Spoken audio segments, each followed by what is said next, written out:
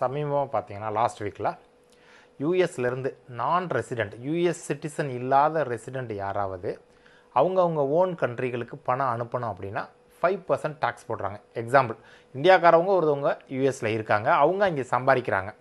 அங்கே இருந்து இந்தியாவுக்கு அந்த பணத்தை அனுப்பணும் அப்படின்னு பார்த்தீங்கன்னா 5% டேக்ஸ் போடுறாங்க. அந்த டேக்ஸ் கட்டினது போக தான் பேலன்ஸ் அமௌண்ட்டை இந்தியாவுக்கு ரிசீவ் பண்ண முடியும். இந்தியாவிலையும் அதே மாதிரி சிஸ்டம் வச்சுருக்காங்க. என்ன வச்சுருக்காங்கன்னா லிபரலைஸ்ட் ரெமிட்டன்ஸ் ஸ்கீம்னு வச்சுருக்காங்க.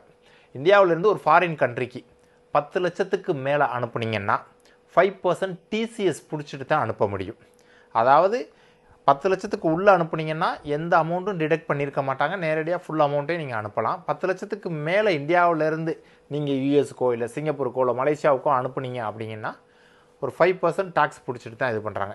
இதே இது வருஷத்துக்கு யூஎஸ் டாலர் $2.5 லட்சம் மேலே இந்தியாவிலேருந்து அனுப்பணும் அப்படின்னு பார்த்தீங்கன்னா ஆர்பிஐயோட அப்ரூவல் வாங்கி தான் அனுப்பணும். அதே ரூலை தான் அங்கேயும் கொண்டு வந்திருக்காங்க. ஸோ ஃபாரினுக்கு அனுப்பணும்னாவே ஒரு டிடிஎஸ் பிடிச்சிட்டோ அல்லது டேக்ஸ் பிடிச்சிட்டோ தான் அனுப்பணும்.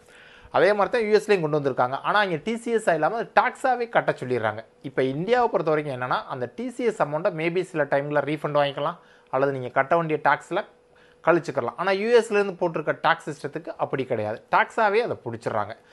பில்லு தான் கொண்டு வந்திருக்காங்க. இன்னும் ஆக்டாக அது பாஸ் ஆகலை. ஜூலையிலேருந்து ஆக்டாக பாஸ் ஆகும் அப்படின்னு எதிர்பார்க்குறாங்க.